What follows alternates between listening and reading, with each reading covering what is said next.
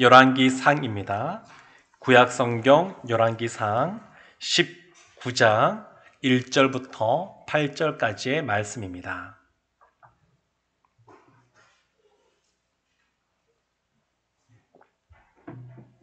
열왕기상 19장 1절부터 8절까지의 말씀입니다. 저와 우리 성도님들이 한 절씩 말씀을 교독하겠습니다. 아합이 엘리야가 행한 모든 일과 그가 어떻게 모든 선지자를 칼로 죽였는지를 이세벨에게 말하니, 이세벨이 사신을 엘리야에게 보내어 이르되, 내가 내일 이맘때에는 반드시 내 생명을 저 사람들 중 한 사람의 생명과 같게 하리라. 그렇게 하지 아니하면 신들이 내게 벌 위에 벌을 내림이 마땅하니라 한지라. 그가 이 형편을 보고 일어나 자기의 생명을 위해 도망하여 유다에 속한 브엘세바에 이르러 자기의 사환을 그곳에 머물게 하고, 자기 자신은 광야로 들어가 하루길쯤 가서 한 로뎀 나무 아래에 앉아서 자기가 죽기를 원하여 이르되, 여호와여, 넉넉하오니 지금 내 생명을 거두시옵소서. 나는 내 조상들보다 낫지 못하니이다 하고 로뎀 나무 아래에 누워 자더니 천사가 그를 어루만지며 그에게 이르되, 일어나서 먹으라 하는지라. 본즉 머리맡에 숯불에 구운 떡과 한 병 물이 있더라. 이에 먹고 마시고 다시 누웠더니 여호와의 천사가 또 다시 와서 어루만지며 이르되, 일어나 먹으라. 내가 갈 길을 다 가지 못할까 하노라 하는지라. 이에 일어나 먹고 마시고 그 음식물을 힘을 의지하여 40주 40야를 가서 하나님의 산 호렙에 이르니라. 아멘. 우리 이 시간 내 삶의 이유라 라고 하는 찬양을 함께 했으면 좋겠습니다. 예수는 내 힘이요 나의 기쁨 내 참 소망. 우리 함께 찬양하겠습니다.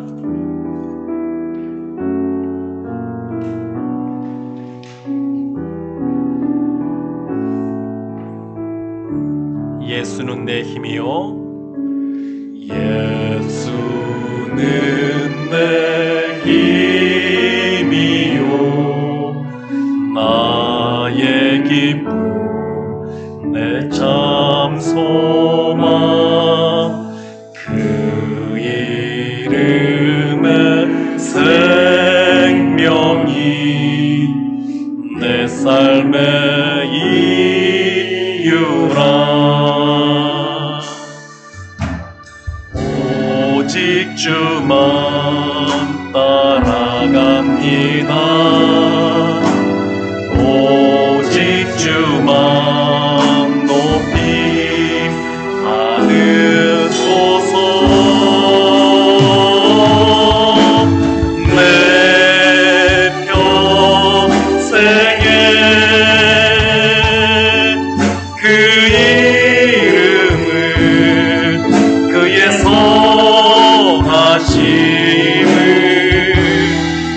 세상에 노래하리라. 그 이름에 그 신능력 영원한 생명이 내 삶의 이유라. 내가 살아 죽으나 내가 살아 죽으나 그 이름을 위하여 내 모든 것 드리니 나를 받으소서.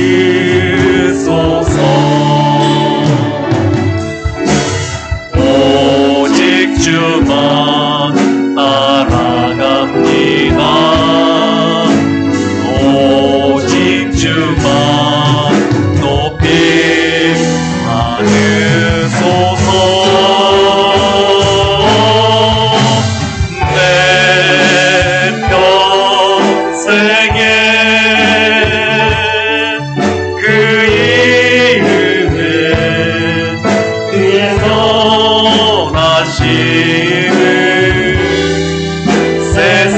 세상에 노래합니다.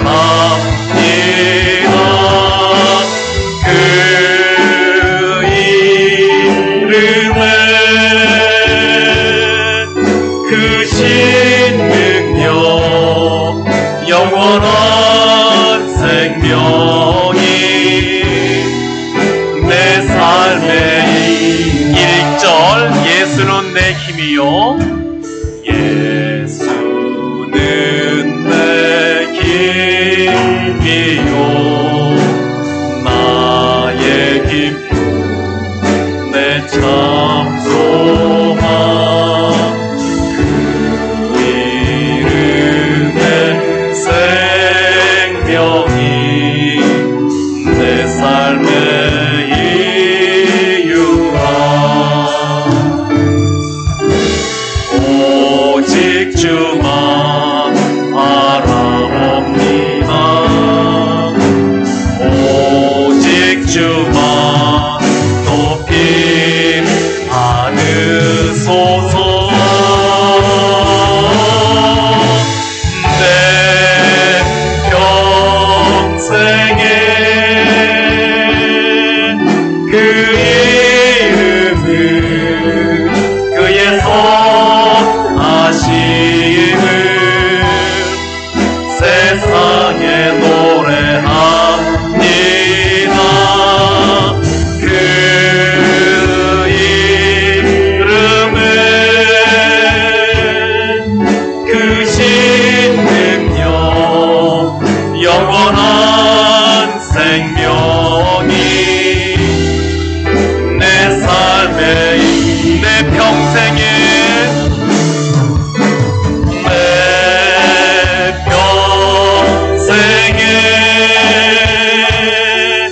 그 이름을 그의 선하심을 세상에 노래합니다. 그 이름에 그 신능력 영원한 생명이 내 삶의 마지막으로 한 번 더 하세요. 내 평생에 내 평생에 그 이름을 그의 선하심을 세상에 노래합니다. 그 이름에 그 신능력 영원한 생명이 내 삶의 이유라. 아멘. 네, 내 삶의 이유. 네. 세상에서 가장 무거운 것이 무엇일까요?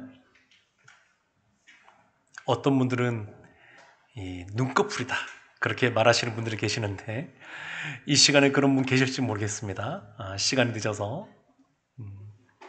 근데 그거는 뭐 한숨 자고 나면 괜찮아지는 거니까 한숨 자고 나도 여전히 가장 무거운 것 세상에서 어떤 것이 있을까요? 아마 나도 어떻게 할 수 없는 우리의 마음이 어떤 면에서는 가장 무겁지 않나 그런 생각이 듭니다. 내 마음인데 아무리 마음에 각오를 하고 결심을 하고 다짐을 해도 여전히 마음이 쫙 가라앉는 그런 경우가 있습니다. 그래서 이렇게 마음이 쫙 가라앉고 어떻게 벗어나지 못하는, 자신의 힘으로 벗어나지 못하는 상태를 뭐라고 말하냐면 우울증이라고 말합니다. 그걸 다른 식으로 표현하게 되면 신앙 안에서는 영적 침체라고도 말합니다. 머리로 알고 있습니다. 이러면 안 된다라고 하는 것을 머리로 알고 있는데 그리고 마음에 다짐을 하는데, 근데 마음이 쫙 가라앉아서 어떻게 벗어날 길이 없습니다. 아무리 몸부림을 치고 발버둥을 쳐도 도무지 마음이 내 마음대로 움직여지지 않는 그런 상태가 있을 수가 있습니다. 우리의 인생을 그래서 때로는 오르막길이 있고 때로는 내리막길이 있다, 이렇게 말합니다. 전도서 7장 14절의 지혜자가 이렇게 말합니다. 형통한 날에는 기뻐하고 공고한 날에는 되돌아보아라. 이 두 가지를 하나님이 병행하게 하사 사람이 그의 장래일을 능히 헤아려 알지 못하게 하셨느니라. 형통한 날, 공고한 날, 이 두 가지를 하나님이 병행하게 하셨다, 이렇게 말을 합니다. 그런데 이러한 공고한 날에 우리가 뒤돌아보면서 또 주님 안에서 다시 한 번 더 이것이 우리의 유익이 되게 하면 좋은데, 고난이 그냥 고난으로 끝나는 것이 아니라 그 고난이 우리의 영적 성장에 도움이 되고 밑거름이 되게 하는 것이 되면 좋은데, 사람은 때로 영적인 거장이라 한다 할지라도 영적 침체 가운데 빠질 때가 있습니다. 오늘 본문에 등장하는 엘리야 선지자가 아주 대표적인 그런 분입니다. 이 땅에 태어나서 죽음을 보지 않고 하나님 나라에 간 단 두 사람, 에녹과 더불어 또 한 사람이 오늘 이 엘리야 선지자인데, 이렇게 대단한 엘리야 선지자도 로뎀 나무 아래서 깊은 좌절과 영적 침체를 경험하게 됩니다. 그럼 이런 생각을 볼 수 있습니다. 이렇게 대단한 선지자인데 왜 이 엘리야가 영적 침체 가운데 빠지게 되었을까? 먼저 떠올려지는 것은 이 엘리야가 굉장히 지쳐 있었다는 겁니다. 갈멜산에서 홀로 그 850명이나 되는 이방인 그러한 선자들과 대결을 펼칩니다. 그리고 그들과 대결을 펼치면서 간절히 기도하여서 하늘에서 불이 떨어지는 것을 보고, 그리고 그 사람들을 다 죽이는 것도 지시를 내리고, 그것만이 아니라 그냥 머리가 이 무릎 안에 들어갈 수 있도록 그렇게 간절하게 7번씩 간절하게 기도하게 됩니다. 간절하게 심력을 쏟아서 기도해 보신 분들은 아시겠지만, 기도를 그렇게 하고 나면 힘이 없습니다. 그냥 조금 기도하고 은혜 받으면 힘이 막 넘치는데, 마음을 다 쏟아서 그냥 오랜 시간 동안 그렇게 기도하고 나면 너무 기도하면 머리가 좀 아플 때도 있고 몸에 진액이 다 빠진다 그러죠. 기도를 너무 열심히 하면 그런 상태에 처하기도 합니다. 엘리야가 그렇게 깊이 기도하고 피곤할 것 같은데, 그 다음에 하늘에 비가 내릴 것 같으니까 이 마차보다 빠르게 또 달려가게 됩니다. 이스라엘까지 갈멜산에서 한 25km쯤 떨어져 있는데, 그 25km쯤 되는 거리를 마차보다 빠르게, 아마 오늘날 마라톤 선수보다 빠르게 달리겠죠? 마차보다 빠르게 달려갑니다. 그리고 나서 왕비인 이세벨이 내가 너를 가만히 안 둘 거야, 이렇게 말을 하니까 그곳에서 도망쳐서 이스라엘 남단 부엘세바까지 150km쯤 떨어져 있는 그곳까지 또 도망을 치게 됩니다. 급박하게 도망을 치지 않았겠습니까? 그러니까 갈멜산에서의 그러한 심력을 쏟는 그러한 기도, 또 말보다 빨리 달리고, 물론 하나님께서 성령께서 역사하시니까 그 모든 것이 가능했는데, 그런데 이세벨의 그 말을 듣고 도망치면서 150km가 넘는 이스라엘은 그렇게 평탄한 길이 아닙니다. 산지가 많이 있고 험악하고, 그 길을 그 옛날에 그렇게 도망쳐 왔으니까, 사람들 눈을 피해서 도망쳐 왔으니까 아마 육체가 아주 피곤하고 탈진되지 않았을까 싶습니다. 그 탈진된 모습이 이 로뎀 나무 아래에서 펼쳐지는 겁니다. 더 이상 도망도 못 갑니다. 그냥 쓰러져서 이제는 어떻게 할 수도 없는 그러한 상태. 육체가 너무 피곤하고 탈진하니까, 그러니까 영적으로도 침체를 겪는 그러한 엘리야 선지자의 모습을 볼 수가 있습니다. 보통 우울증이 되게 심하거나 이렇게 아주 이 침체가 굉장히 심하신 분들은 어쩌면 엘리야와 같은 생각을 할지도 모르겠습니다. 열왕기상 19장 4절을 보게 되면 이런 말씀이 나옵니다. 자기 자신은 광야로 들어가 하룻길쯤 가서 한 로뎀나무 아래에 앉아서 자기가 죽기를 원하여 이르되 여호와여 넉넉하오니 지금 내 생명을 거두시옵소서. 나는 내 조상들보다 낫지 못하니이다 하고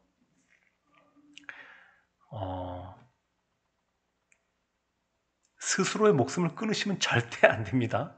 그렇게 생각하시는 분도 안 계시겠지만 그것도 다 살인죄에 들어가기 때문에 절대 그러시면 안 됩니다. 그런데 자기가 죽기를 원하는 마음이 엘리야 선지자 마음 가운데 생겼습니다. 그러니까 얼마나 깊은 그런 침체 가운데 빠졌다는 것을 알 수 있습니다. 더군다나 나는 내 조상들보다 낫지 못하니이다. 살아있는 사람이 죽어있는 사람들보다 못하다. 이렇게 말을 하고 있는 겁니다. 전도서 4장 2절과 3절 말씀에 이런 말씀이 있습니다. 그러므로 나는 아직 살아있는 산 자들보다 죽은 지 오랜 죽은 자들을 더 복되다 하였으며 이 둘보다도 아직 출생하지 아니하여 해 아래에서 행하는 악한 일을 보지 못한 자가 더 복되다 하였더라. 그러니까 아주 역설적인데 너무 현실의 삶이 어렵고 힘드니까 죽은 자가 차라리 낫다. 그리고 그거보다는 아직 태어나지 않은 자가 낫다. 그러니까 얼마나 이 대단한 영웅이었는데 어제까지는 아주 신앙의 큰 영웅이었는데 오늘은 우울증에 사로잡혀서 도망치는 엘리야 선지자의 모습을 볼 수가 있습니다. 사랑하는 성도 여러분, 그래서 육체가 너무 피곤하면 쉬어야 됩니다. 예수님께서 수많은 사람들이 예수님께 나와왔으니까 예수님께서 아침부터 저녁까지 그들에게 하나님 나라의 말씀을 강론하셨습니다. 병자를 고쳐주셨고 하나님 나라의 복음을 가르치셨습니다.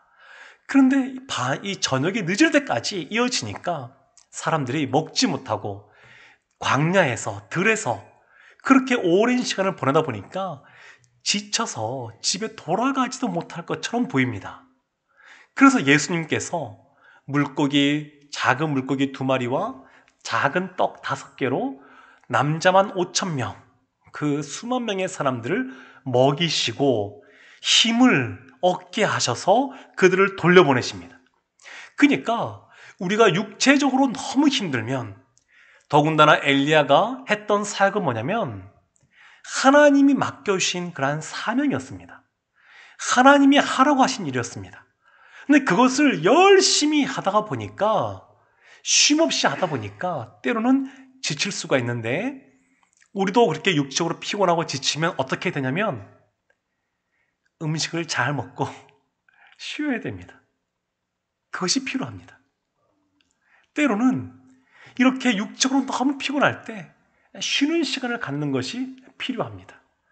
근데 엘리야 선지자가 이렇게 육체의 그러한 탈진과 피곤함 이거보다 더 중요한 이유가 있었습니다. 왜 엘리야 선지자가 이런 영적 침체 가운데 빠졌느냐? 3절 말씀에 보면 이렇게 나옵니다. 엘리야가 이 형편을 보고 일어나 자기의 생명을 위해 도망하여 유다에 속한 부엘세바에 이르러 자기의 사환을 그곳에 머물게 하고, 이 형편을 보고라고 했는데 이 형편이 어떤 형편이냐면 이세벨이 가만두지 않겠다, 그런 이야기입니다. 이세벨, 그 왕비인 이세벨이 사자, 메신저를 보내서 이 말을 하게 되는데 표현이 참 재밌습니다. 이 형편을 듣고가 아니고 이 형편을 보고입니다. 아마도 그 사자가 찾아왔을 때 사원에게 말할 때 뒤에 숨어서 지켜보지 않았을까 싶습니다. 그러니까 그래서 보고 오라고 나오는데 이 형편을 본 겁니다. 엘리야는 지금까지 어떤 사람이었냐면 현실의 상황을 본 사람이 아닙니다. 그 어떤 아들이 죽었을 때에 그 아들이 죽었다 그래서 끝난 것이 아니라 생명의 중건자 되시는 하나님 앞에 그 죽은 자를 위하여 기도하여 살아나는 것을 경험한 사람이 엘리야입니다. 엘리야는 갈멜 산에서 850명과 기꺼이 대결했던 사람입니다.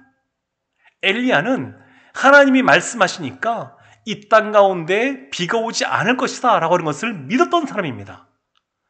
하나님께서 말씀하시니까 기도함으로 3년 6개월 동안 비가 오지 않았던 그 가뭄이 있었던 곳이었지만 비가 내릴 것을 믿고 담대하게 행동한 사람이 엘리야입니다. 엘리야는 현실의 상황을 보지 않고 그 너머 역사하시는 하나님을 봤던 사람인데 3절 말씀에 이 형편을 본 겁니다. 현실을 보기 시작한 겁니다. 상황을 보고 자신이 어떻게 해야 될지를 판단한 겁니다. 그래서 영적 침체가 온 겁니다. 상황을 본 겁니다. 상황을. 현재 그를 둘러싸고 있는 그 상황에 자신의 마음을 빼앗겨 버리니까 깊은 우울감 가운데 들어가는 것을 볼 수가 있습니다. 사랑하는 성도 여러분, 우리가 잘 알고 있는 예 중에 12명의 정탐꾼을 이스라엘이 가나안 땅에 보냈던 그러한 사건이 있습니다. 10명의 정탐꾼은 상황을 보았습니다. 그들은 장대한 안악자손이고 그리고 견고한 성읍이 있고 그리고 그들은 앞선 무기를 가지고 있고 우리가 도저히 싸울 수가 없다. 우리는 그들의 메뚜기와 같다. 그들은 그렇게 보았습니다. 그러나 여호수아와 갈렙은 상황을 본 것이 아니라 이 모든 것을 계획하시고 인도하시는 하나님을 보았습니다. 그러니까 동일한 것을 보았지만 그들을 바라보면서 하나님이 도와주심으로 그들은 우리의 밥이다. 이렇게 생각을 했습니다. 예수님이 고기를 잡고 있었던 또 바다에 있었던 그 제자들을 찾아가셨습니다. 그때 예수님이시다 라는 이야기를 듣고 나서 베드로가 예수님, 저도 예수님처럼 물 위를 걷고 싶습니다. 그래서 예수님께서 말씀하시니까 그 물 위에 발을 딛고 일어서서 걷기 시작했습니다. 그런데 언제 물에 빠졌습니까? 물결을 치는 그런 그 출렁이는 그 물결을 보고 마음이 빼앗겨서 빠지게 되었습니다. 그러니까 이 엘리야 선지자는 상황을 보았기 때문에 영적 침체 가운데 빠져들었습니다. 그래서 신자는 하나님의 사명을 받은 사람들은 늘 무엇을 주목해야 되냐면 우리의 삶의 이유 되시는 예수 그리스도께 우리의 시선을 집중해야 될 줄로 믿습니다. 근데 하나님이 너무 좋은 분이어서 이 엘리야를 위로하십니다. 엘리야가 위로받기에 합당하게 행동해서가 아니라 사랑하는 그 엘리야가 위로가 필요한 상황이 되니까 하나님께서 위로해 주십니다. 먼저는 5절 말씀이 이렇게 나옵니다. 로뎀나무 아래에 누워 자더니 천사가 그를 어루만지며 그에게 이르되 일어나서 먹으라 하는지라. 하나님이 천사를 보내서 그를 어루만져 주었습니다. 이것이 첫 번째 위로입니다. 어루만져 주심. 그런데 생각해보면 좀 야속하기도 합니다. 하나님께서 그냥 이세벨에게 도망치기 전에 이와 같이 어루만져 주셨으면 그 형편을 보고 마음이 낙담이 되어서 도망치기 전에 찾아오셨으면 지금 이렇게 남쪽까지 오지도 않았고 그리고 이렇게 믿음 없는 말도 하지도 않았고 그랬을 텐데 왜 이렇게 늦게 오셨을까? 하나님의 등장이 때늦어 보입니다. 참 우리도 보면 그럴 때가 많이 있습니다. 우리 생각에는 하나님이 이때 이 타이밍에 하나님께서 무엇인가 짠 나타나시고 그리고 우리의 간구에 대해서 하나님께서 응답해 주시고 참 필요하다고 생각하는데 많은 경우에 우리가 기도한 것보다 더 늦게 이루어질 때가 참 많이 있습니다. 왜 이렇게 늦게 행하시지? 왜 이렇게 오래 기다리게 하시지? 그럴 때가 있습니다. 그렇지만 중요한 것은 뭐냐면 하나님이 찾아오시다는 겁니다. 그 하나님이 엘리야를 찾아오신 하나님이 우리도 찾아오실 줄로 믿습니다. 설령 우리가 엘리야처럼 스스로를 향하여 지금 상황은 어떻게 할 수 없다라고 포기한다는 할지라도 하나님은 포기하지 않으십니다. 우리가 우리 스스로를 바라보면서 절망할지 몰라도 하나님은 절망하지 않으시는 분이신 줄로 믿습니다. 우리가 드러누워 버리지만 하나님은 우리를 찾아오셔서 위로하시고 어루만져 주십니다. 두 번째 위로가 있습니다. 그것이 6절 말씀인데요. 본즉 머리맡에 숯불에 구운 떡과 한 병 물이 있더라. 이에 먹고 마시고 다시 누웠더니 숯불에 구운 떡, 한 병 물, 이것을 하나님이 손수 준비해 주신 겁니다. 육체가 피곤하니까 먹을 것을 주시는데 이 광야에서 마실 물을 주시는데 이것을 손수 준비하시는 겁니다. 그냥 오늘날 이 배달이 많이 발달되어 있는데 이렇게 주문하여서 여기저기 앱에 주문하여서 배달시켜 준 것이 아니라 친히 준비하여서 주시는 겁니다. 이것이 하나님의 두 번째 위로입니다. 세 번째 위로가 있는데 그것이 7절 말씀입니다. 여호와의 천사가 또 다시 와서 어루만지며 이르되 일어나 먹으라. 내가 갈 길을 다 가지 못할까 하노라 하는지라. 또 다시 와서 어루만지며 반복해서 위로하시는 겁니다. 언제까지요? 엘리야가 힘을 얻을 때까지. 누워있었던 엘리야가 벌떡 일어나 달려갈 수 있는 힘을 얻을 때까지. 하나님의 위로는 한 번에 그치지가 않습니다. 우리를 잘 아시기에 우리가 깊은 침체 가운데, 영적인 침체 가운데 있을 때에 거기서 벗어날 수 있도록 우리를 향하여 사랑한다고 말씀해 주시고 우리에게 필요한 것들을 채워주시고 우리의 마음, 나도 내 마음을 어떻게 할 수 없는데 우리의 마음에 기쁨을 주시고 다시 한 번 더 하나님 앞에 일어설 수 있도록 하나님께서 반복해서 위로해 주시고 계십니다. 이 결과가 8절에 나와 있습니다. 8절 말씀 함께 한번 읽어볼까요? 시작! 이에 일어나 먹고 마시고 그 음식물의 힘을 의지하여 40주 40야를 가서 하나님의 산 호렙에 이르니라. 아멘. 힘을 얻어서 40주 40야를 달려갈 수 있는 그런 힘을 얻어서 나가는 것을 볼 수 있습니다.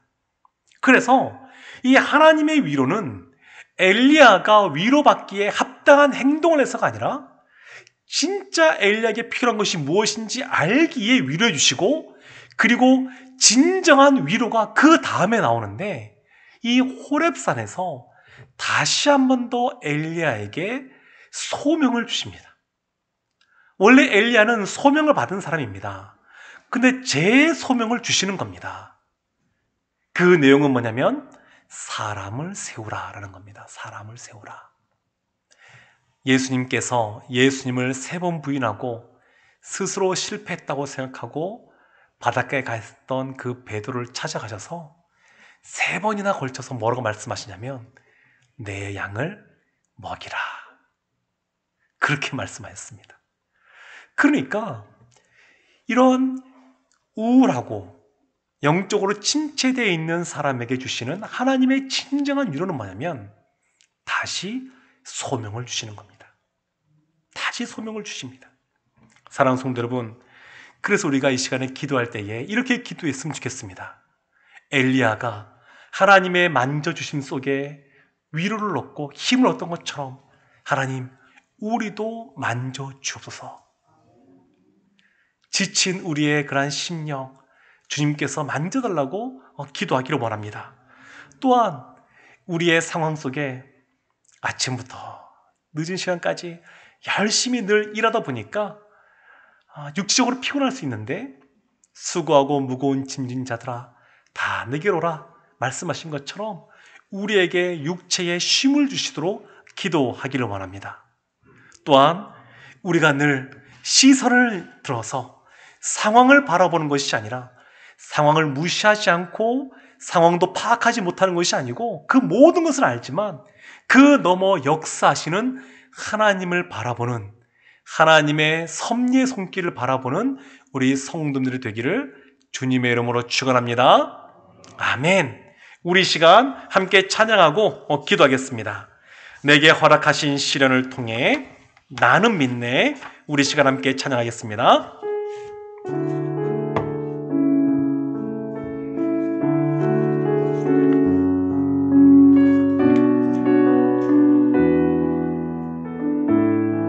내게 허락하신 시련을 통해, 내게 허락하신 시련을 통해 나의 믿음 더욱 강하게 자라나고,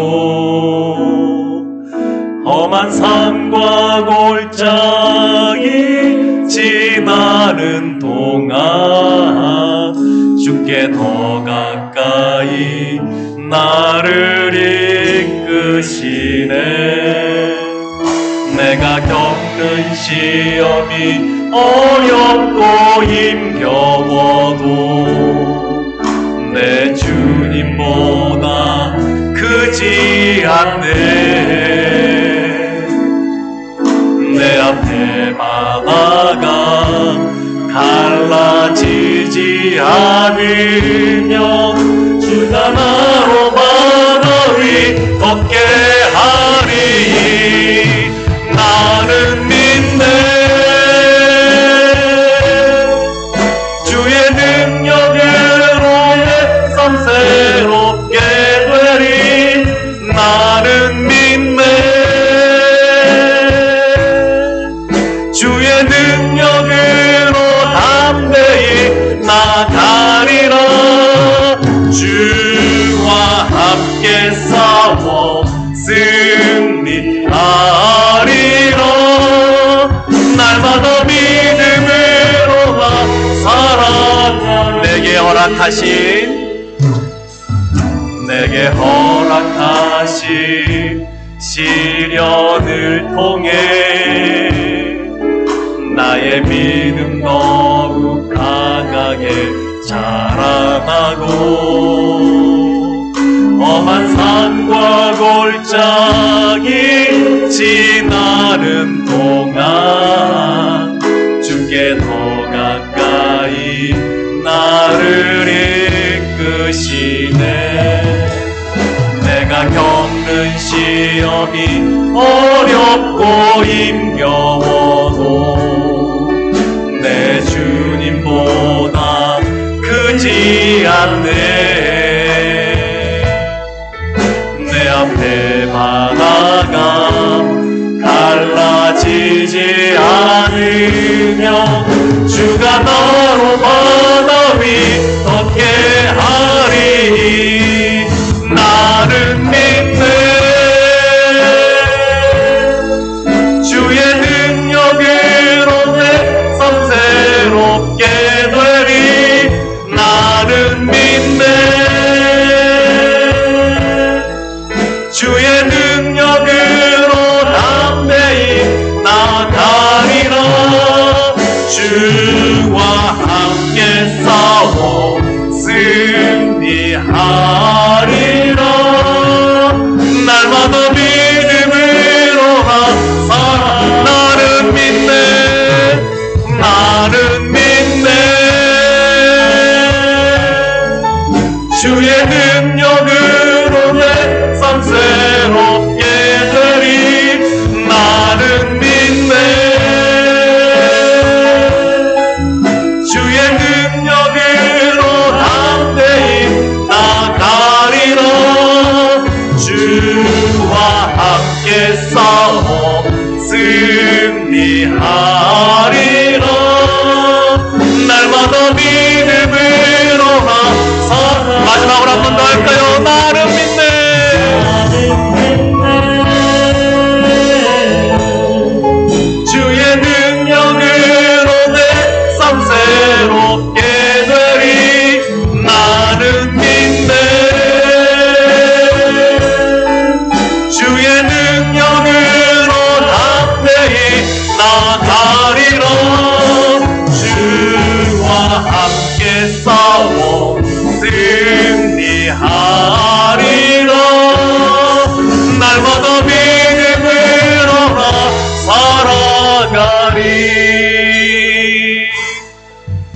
사랑하는 성도 여러분, 주님이 우리와 함께 하시는 줄로 믿습니다. 우리가 믿음으로 주님을 바라보고 주님을 붙잡고 나아가면 주님과 더불어 승리의 삶을 살아야 될 줄로 믿습니다. 우리의 상황이 엘리야가 지금 처한 상황처럼 너무 어렵고 힘든 상황이 있습니까? 믿음으로 주님을 바라봐야 되는 그런 상황이 있습니까? 우리 이 시간 주님을 엘리야로 어루만져 주셨던 그 하나님께서 이 시간 우리를 어루만져 주시도록, 우리를 다시 한 번 더 주님의 가운데 새롭게 해주시도록 우리 시간 기도하기를 원합니다. 우리의 형편을 주 앞에 있는 그대로 아뢰고 다시 한 번 더 주님의 도움을 구하는 기도하기를 원합니다. 함께 기도만 하겠습니다.